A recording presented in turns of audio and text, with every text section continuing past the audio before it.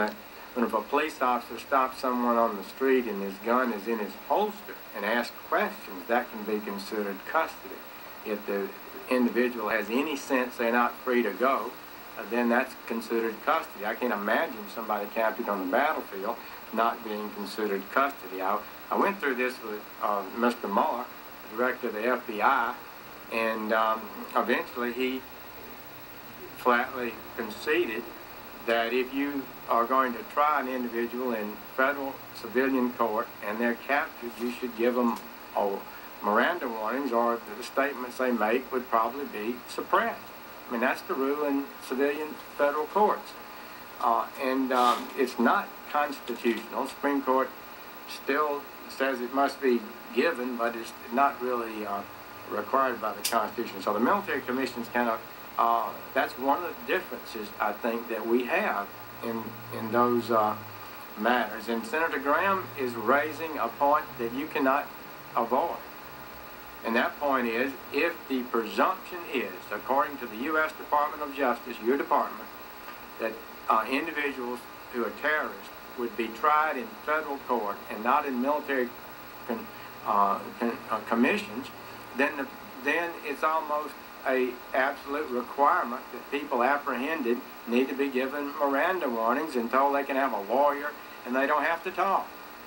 When our military is in a life and death struggle to win a victory over the enemy, and one of the key things the 9/11 Commission drove home to us is that intelligence is the way to do that in this kind of battle we're in. So I think that that's not a matter that can be lightly dismissed. Senator, I would not lightly dismiss it, but what I'm saying is that we have a great deal of flexibility. I do not think that the military commissions are an illegitimate forum in which to bring these cases. And on a case-by-case basis, what we would do would be to look at the admissibility of evidence, the quantum of evidence that could be introduced, and make that determination. That's one of the factors. Well, although there's a presumption of Article 3, it's not an irrebuttable presumption, and the proof is in the pudding. Well, 5 of the people I talked about last week are going to go to military commissions as opposed to Article 3 courts. Well, if the presumption is these cases will be tried in civilian courts, then I don't know why the soldier he talks about on the battlefield isn't instructed to give Miranda warnings. I would also just note that there's been a hostility by the president toward military commissions,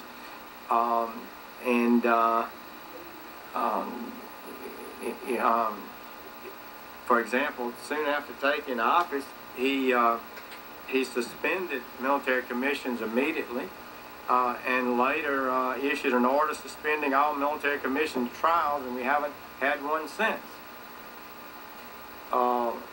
But I don't think that necessarily indicates a hostility towards military commissions as opposed to a desire to perfect them. And I think that we are now in a position where we have a much improved military commission system that I think can stand on its own, that is legitimate, and in which we can place, as I have. Congress, the Supreme Court did raise questions about the military commissions. The Congress passed some laws, I think, that improved that. But the Congress did some things that make it clear to me that normally for these kind of cases, you're better trying them in the commissions. For example, reliable hearsay is available, so you don't have to bring people off the battlefield, perhaps. And it's easier to have in-camera hearings. We have them all the time in federal court trials, but you have to have a real high reason to do that in a normal civilian trial, to go in camera. They're on the record, of course. In the military commissions, you can go on the record, but in camera, and take more evidence and protect our intelligence sources and methods better. I don't think there's any doubt about that.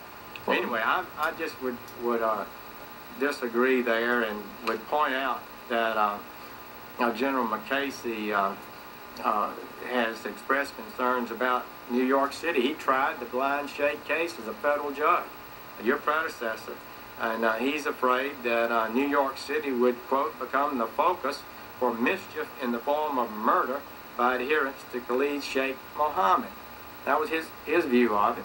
I don't think that's irresponsible analysis. And do you remember the case involving Mr. Salam, who was a co-founder of Al-Qaeda, held in federal court for the bombing of the Kenya and Tanzania murders, and he attempted to escape using Tabasco sauce and pepper, and put it in the eye of one of the guards and stabbed him in the brain with a makeshift knife and blinded him, and he's unable to fully speak today.